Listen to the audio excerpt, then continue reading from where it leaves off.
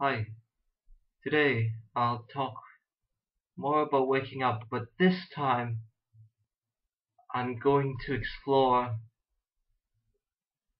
why I encounter self-resistance when I wake up. Today I woke up groggy and I slept in as long as I could until I had to go to school.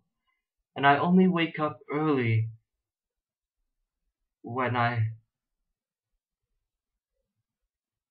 have an obligation, have something which I label as an obligation, like going to school. Now, why do I have trouble waking up?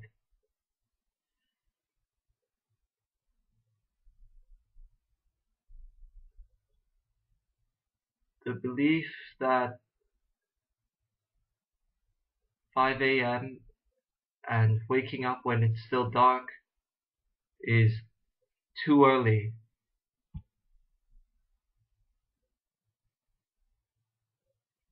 Fear of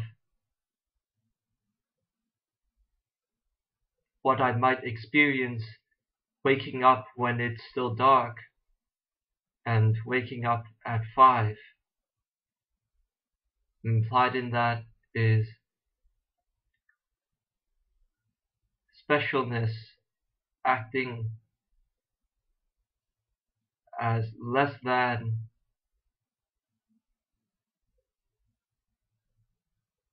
the early bird idea that 5 a.m. represents for me.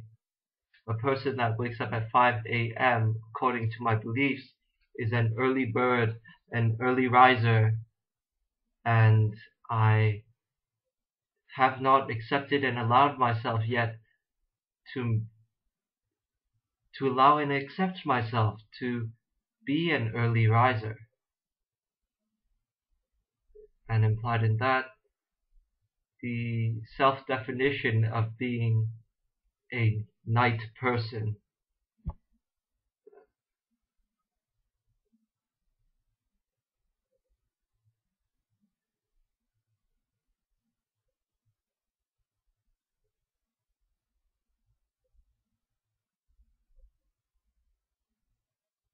The definition of being under the blanket as safe and comfortable, implying that as soon as I wake up, outside the blanket is not safe and not comfortable, is bad, opposed to the blanket, which is good, defined as good.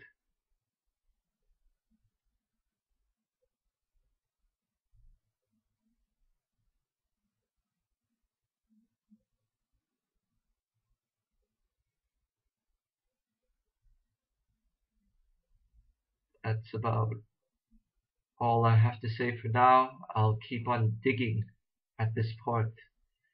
Next point. Yes, today I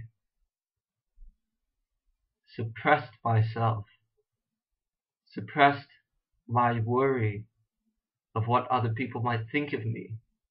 And in that worrying about what other people might think of me, I place all of my focus on what I think others are thinking about me, what I think other people are talking about me, instead of focusing on myself and who I am here.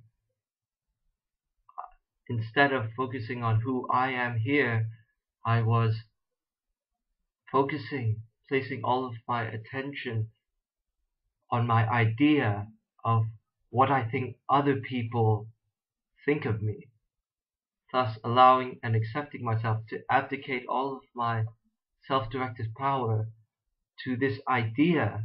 I'm not even delegating that power to themselves, to those other people. I'm delegating my power to an idea that is activated within and as me. And by the time I came back home, I was in a mind lockdown, feeling very convoluted and trapped, like a lot of chains keeping me in one position. And when I want to move, I can't move because of these chains. And then the dog really assisted me on this moment. She did her dog-like things, like walking up to me and caring for me in her own way. And then a point arose and I just began laughing. Spontaneous laughter. And I only discovered this application when I watched a video posted by Bella of her just laughing as a self-expression. And I did this a few times before today, and I found it really helpful, so I did it today. I applied spontaneous laughter today, experimenting with different types of laughter, which really helped. And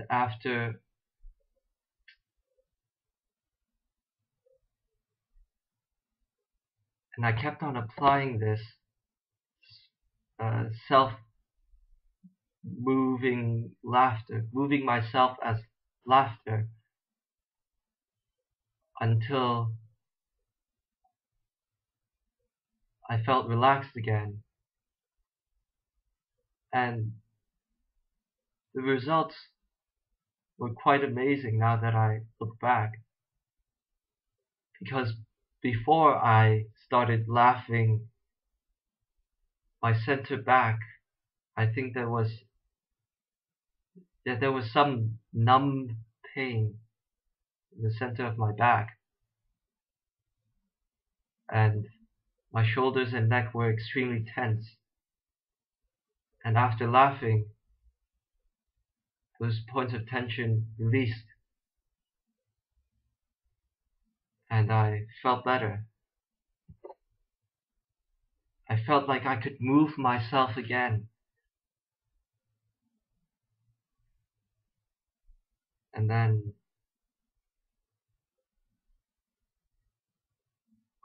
to expand on the point of feeling chained down as soon as I came back from school,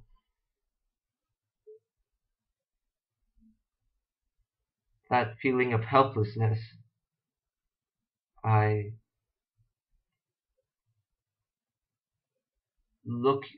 looking back at it, I realized that I was trying too hard to fit into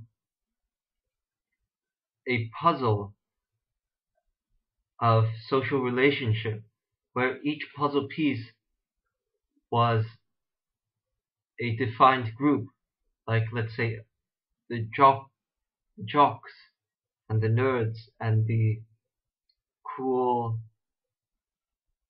people and the smart people. They would form groups, and I was trying too hard to fit myself in one of those definitions.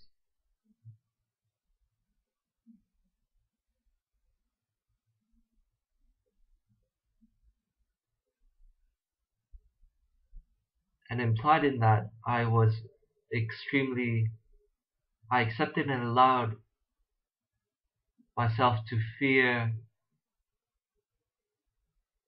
not being accepted by any of these defined groups, and a fear of being alone at school, not being supported by a group, instead of me supporting myself unconditionally, even if seemingly the whole world, my whole immediate reality, does not support me. I support myself. I didn't do that today.